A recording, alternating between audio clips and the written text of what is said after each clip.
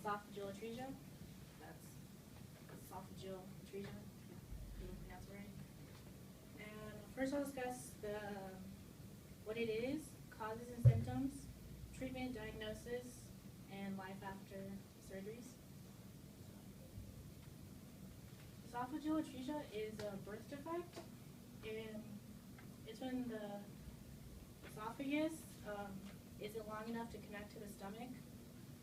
And the esophagus is when it connects to the stomach, and food and saliva is not supposed to pass through, but with esophageal atresia, it's not able to do that. And it's also part of tracheoesophageal fistula, which is when the esophagus doesn't connect. The esophagus connects to the trachea, which is like the windpipe going how you breathe and everything. It is the 25th most common birth defect. It's found in 1 in every 4,000 live births. So this is what a normal looks like. The esophagus and stomach are connected, and then that's the trachea. And then this is esophageal atresia, which is not, the atresia is not connected to the stomach and not connected to the trachea. And this is what I'm born with. I was born with this one. Okay, so the causes, still unknown. Nobody knows how it's formed, how you get it, like ways to prevent it. And the symptoms include, choking on saliva and vomiting a lot and coughing, because since the esophagus isn't connected, you can't even, like, the baby can't even swallow their own saliva. Like, I know it seems so simple, like, oh, it's just saliva, just go back there. No, it's hard, and they can choke and not breathe and die. And then when feeding, you're eating, and then they'll just cut back up and they'll jerk, vomit, kick it out, and everything. And diagnosis, it's usually done when the mother is pregnant. Around the 4th week, it occurs, and your mother could get anatomic fluid, which makes her swell up and get look bigger than what she's supposed to be, because the baby can't swallow saliva, swallow the nutrients it needs in the womb.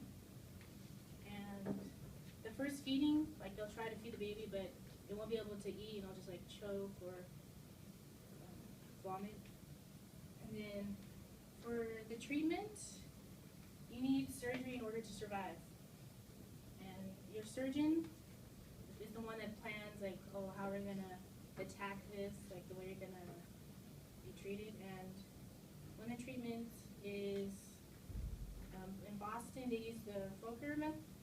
The Fokker method is where he opens you up, and then he tries to stretch the esophagus. So he has sutures onto your esophagus, and he stretches it, and then they take it out, and then they try to stretch it some more. Or the colonic method, where they take a piece of your colon, and they use your colon to extend and have it attached to your stomach. Or the jejunum is where they take a piece of your small intestine and they use it to have it connect to your esophagus. Or the method I had, which is where they took my stomach, pulled it all the way up, and put it in front of my heart so it can be connected. So that's what I have. And then now there's, when I was born, they never had all these new methods and treatments and everything, but now there's centers for it, and all over the world, people can do it, have it performed, and they're finding more research to improve it. Before they had feeding tubes, you couldn't eat when you were born, and now there's all these advanced feeding tubes and methods and stuff to cure it. So, yeah.